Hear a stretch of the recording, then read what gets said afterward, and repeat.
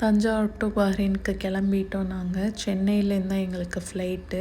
So 6 o'clockலாம் evening நாங்கள் கிளம்பிட்டோம். ஃபேமிலிக்கெல்லாம் சொல்லிவிட்டு சாமி கும்பிட்டுட்டு எங்கள் பப்பிக்கும் பாய் சொல்லிவிட்டு என் ஃப்ரெண்ட்ஸ்க்கெல்லாம் போகிற வழியிலே கால் பண்ணி சொல்லிவிட்டு நாங்கள் சேஃபாக இருக்கணுங்கிறதுக்காகவே முன்னாடியே டிராஃபிக் எல்லாம் மைண்டில் வச்சுக்கிட்டு நாங்கள் முன்னாடியே கிளம்பிட்டோம் வீட்டிலேருந்து.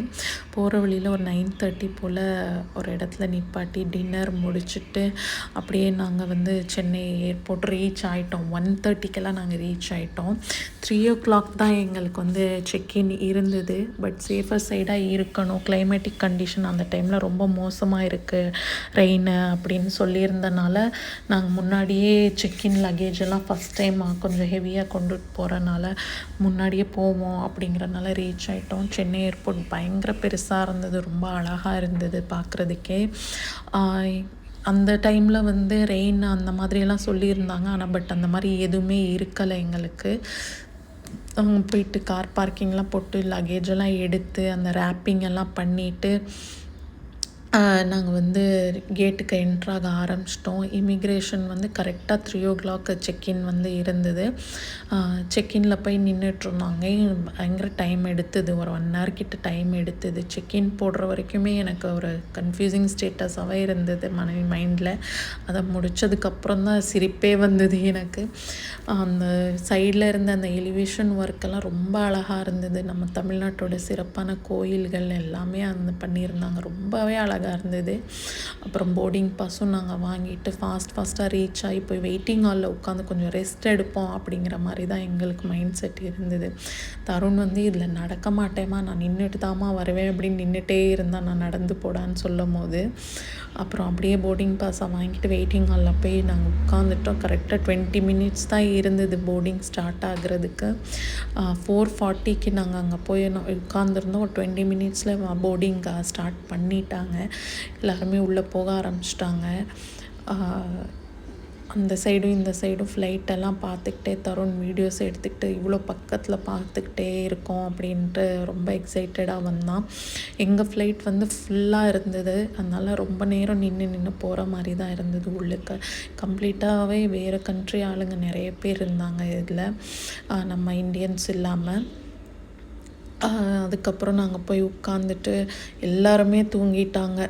ஃப்ளைட்டே ஃபுல்லாக இருந்தது. நாங்களும் உட்காந்துட்டு லக்கேஜெல்லாம் சேஃபாக மேலே வச்சுட்டு உட்காந்துக்கிட்டு இந்த சன்ரைஸை பார்க்க ஆரம்பிச்சிட்டோம். நான் மூவ் ஆகுற வரைக்கும் தூங்கக்கூடாது அப்படின்ட்டே இருந்தேன். நான் பயங்கரமாக தூக்கம் இருந்தது எனக்கு. 3 days-ஆக எனக்கு பேக்கிங் ப்ரெஷர்னால தூக்கமே இல்லை. லெஸ் பண்ணுற மாதிரி இருந்தது நிறைய லக்கேஜ் எனக்கு பேக்கிங்லேருந்து. அந்தளவுக்கு தூக்கம் இல்லாமல் இருந்தனால எனக்கு எப்படா தூங்குவோன்னு தான் இருந்தது. ஃப்ளைட்டு கிளம்புனா போதும் நம்ம தூங்கிடலாம் அப்படின்ற மாதிரி தான் இருந்தது. மேலே போகும்போதெல்லாம் இந்த சன்ரைஸ் எல்லாம் பார்த்துட்ருக்கும் போதெல்லாம் எனக்கு நம்ம இந்தியா விட்டு போகிறோமே, வேறு கண்ட்ரிக்கு போகிறோமே, எதையோ இழந்துட்டு போகிறோமோ அப்படிங்கிற மாதிரியே ஒரு ஃபீலிங் இருந்தது. நல்லா தூங்கிட்டேன் நான் இது முடித்ததோட. அதுக்கப்புறம் ஒரு 1 hour கழித்து பிரேக்ஃபாஸ்ட் கொடுக்க ஆரம்பித்தாங்க. அப்போ தான் நான் எழுந்தேன். ஒரு எக் ஆம்லெட்டு, அப்புறம் potato stir fry, mushroom stir fry, அப்புறம் ப்ரெட்டு, பட்டரு, சீஸு, பன்னு இதெல்லாம் இருந்தது. அந்த டர்க்கிஷ் ஆம்லெட் ரொம்ப நல்லா இருந்தது டேஸ்ட்டாக. நல்லா சாப்பிட்டுட்டு நல்லா தூங்கிட்டேன். நான் இன்னொரு 2 hours தூங்கி எழுந்து பார்த்தா இது நம்ம சொர்க்கத்தில் தான் இருக்கமா அப்படிங்கிற மாதிரி இருந்தது. இந்த வியூ உண்மையிலே ஆனிமேஷன் மாதிரியே இருந்தது. இந்த மாதிரி ஒரு வியூ நான் பார்த்ததே இல்லை. தருணும் தூங்கி எந்திரிச்சிட்டான். அவன் எந்திரிச்சிட்டு ரொம்ப டல்லாக இருந்தான். அவனுக்கும் ரொம்ப டயர்டாக இருந்தது. அதுக்கப்புறம் இந்த ஷிப்பெல்லாம் குட்டி குட்டியாக தெரிஞ்சது. நாங்கள் இதை பார்த்துக்கிட்டே இருந்தோம். இன்னொரு 1 hourல நாங்கள் லேண்ட் ஆக போகிறோம் அப்படிங்கும் போது நான் வீடியோ எடுக்க ஆரம்பித்தேன். இந்த போட்டெல்லாம் குட்டியாக தெரிஞ்சது, ரொம்ப அழகாக இருந்தது. இதை பார்க்கும் போதே தெரிஞ்சிருச்சு நாங்கள் பஹ்ரைனுக்கு ரீச் ஆகிட்டோம் அப்படின்ட்டு. இதை பார்த்தோன்னே நான் ரொம்ப எக்ஸைட்டேன். பட் இதை பார்த்ததுக்கப்புறமும் இன்னும் 1 hour இருந்தது எங்களுக்கு பஹ்ரைன் ஏர்போர்ட்டுக்கு ரீச் ஆகுறதுக்கு.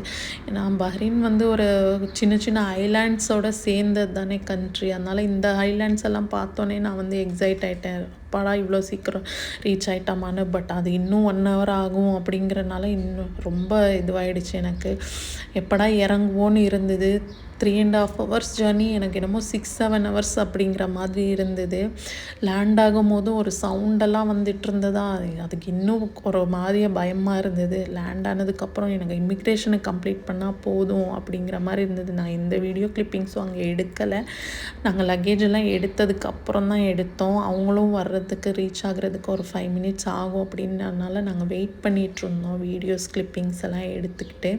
நாங்கள் ஃபஸ்ட் டைம் பஹ்ரைனுக்கு என்ட்ரு ஆகிறோம் ஃபேமிலியாக அப்படிங்கிறனால கொஞ்சம் அங்கே டைம் எடுத்தது எங்களோட ப்ராசஸ் எல்லாம் முடிக்கிறதுக்கு.